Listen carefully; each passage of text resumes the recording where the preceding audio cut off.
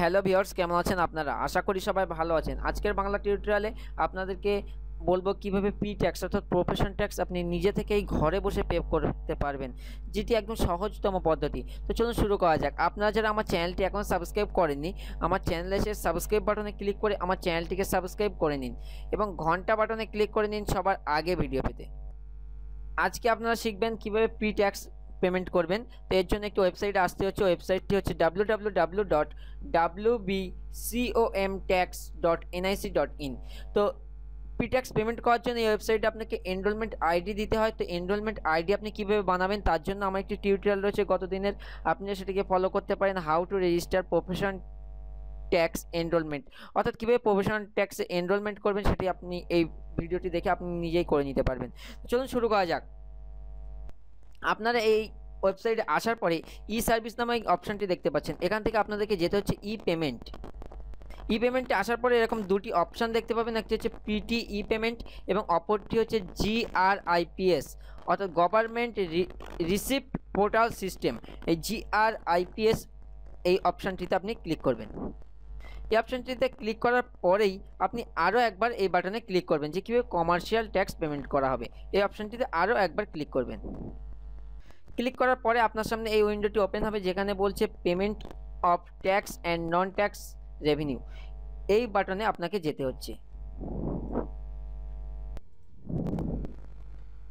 এই বাটনে ক্লিক করার পরে আপনার সামনে সেম এই পেজটি ওপেন হবে যেখানে আপনাকে বলছে সিলেক্ট ডিপার্টমেন্ট, অর্থাৎ আপনি কোন ডিপার্টমেন্টের ওপরে ট্যাক্সটি পে করতে চাইছেন। তো আমি আজকে দেখাচ্ছি কমার্শিয়াল ট্যাক্স কীভাবে পে করবেন তার জন্য। কমার্শিয়াল ট্যাক্স সিলেক্ট করে নিলাম এবং পরবর্তী হচ্ছে সিলেক্ট সার্ভিস, কী ট্যাক্স দেবেন, প্রফেশন ট্যাক্স, এটি সিলেক্ট করবেন। সিলেক্ট করার পর প্রসেস এই বাটনে ক্লিক করবেন।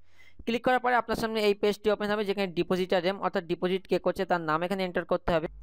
এই সাইডে আপনি আপনার তথ্য দিয়ে এটিকে পূরণ করবেন। আমি এখানে পূরণ করার চেষ্টা করছি। ইউজার টাইপে আপনারা এনরোলড এটাতে ক্লিক করবেন। ক্লিক করার পরে পেমেন্ট মোড এটাতে ক্লিক করে online payment, debit card payment, আপনি আপনার পছন্দের মতো পেমেন্টটিতে ক্লিক করবেন। তো আমি এখানে online central government payment, NEFT, RTGS আমি এটার পদ্ধতিটাই দেখাচ্ছি, কিংবা আমি অনলাইন পেমেন্টটাও দেখাতে পারি। অনলাইন পেমেন্টে ক্লিক করলাম। করার পরে রেজিস্টার এনরোলমেন্ট আইডিটি আপনি এখানে এন্টার করবেন। করার পরে আপনি প্রসেসে ক্লিক করবেন। আমি এখানে একটু মিস্টেক করেছিলাম, ইউজার টাইপ আমি এনরোল্ড বলেছিলাম, এনরোল্ড না, ওটাকে রেজিস্টার করতে হবে, কারণ এনরোল্ড রেজিস্টার করার পরে আমরা কিন্তু এই পেমেন্টটা করতে পারি। সেই জন্য আমাদেরকে রেজিস্টারে ক্লিক করার পরে রেজিস্টার এনরোলমেন্ট আইডি দেওয়ার পরে প্রসেসে ক্লিক করলেই এই ফর্ম ফিল আপের অপশনটি চলে আসবে, যেখানে অটোমেটিক আপনার ট্রেডের নেম চলে আসবে এবং ফ্রিকোয়েন্সি টু পে কেমনভাবে ফ্রিকোয়েন্সি থাকে, অর্থাৎ কেমন রেশিওতে আপনি পেমেন্ট করেন। তো আমি মান্থলি করি, মান্থলি লিখলাম। পিরিয়ড ফ্রম অর্থাৎ কোন ডেট থেকে সেটাকে আপনাকে এন্টার। আপনার পিরিয়ড সিলেক্ট করার পরে আপনি রিম্যাক্সে কিছু আপনি লিখে দিতেও পারেন যে আপনি আপনার লেবারদের জন্য পেমেন্ট করেন কি কোন কাজের জন্য আপনি ট্যাক্সটি এন্টার করেন, তাদের নামটি আপনি এখানে স্পেসিফিকভাবে তুলে দিতে পারেন।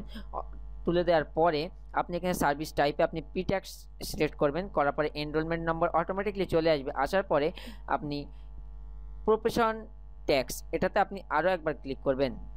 ক্লিক করার পরে আপনি যে রেশিওটা দিয়েছিলেন যে পিরিয়ড ফ্রম পিরিয়ডটি এখানে চলে আসবে। আসার পরে আপনার এখানে কত টাকা আপনি পেমেন্ট করতে চাইছেন। তো আমি এখানে 130 অর্থাৎ 130 টাকা পেমেন্টের দেখাচ্ছি। তো দেখুন টোটাল অ্যামাউন্ট 130 চলে এসছে। আসার পরে সাবমিট বাটনে ক্লিক করবেন।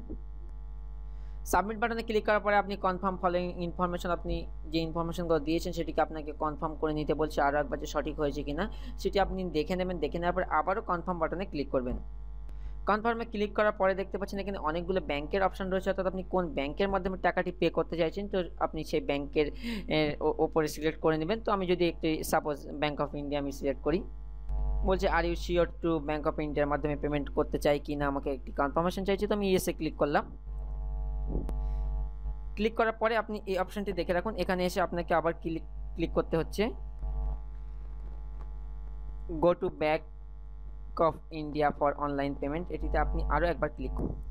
ক্লিক করার পরে অটোমেটিকলি আপনার পেমেন্টটি নিয়ে নেবে এবং আপনি যদি ড্রাফটের মাধ্যমে কিংবা এনইএফটির মাধ্যমে করতে চান তো সেটি পেমেন্ট করতে পারেন। পেমেন্ট করার পরে আপনি এই কনফার্মেশন পেজটি পেয়ে যাবেন, যেটি আপনি যেখানে সাবমিট করার ইচ্ছে সেখানে সাবমিট করতে পারেন। তো এই পর্যন্ত আজকে টিউটোরিয়াল।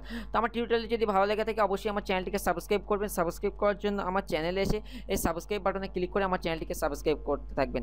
বেশি বেশি করে আমার ভিডিও দেখতে থাকুন। আমি অবশ্যই পরবর্তীকালে আরও ভিডিও দেবো। পরবর্তীতে আমি আসছি জিএসটি নিয়ে, জিএসটি সংক্রান্ত খুঁটিনাটি সমস্ত তথ্য নিয়ে আপনাদের সামনে হাজির হব পরবর্তী টিউটোরিয়ালে।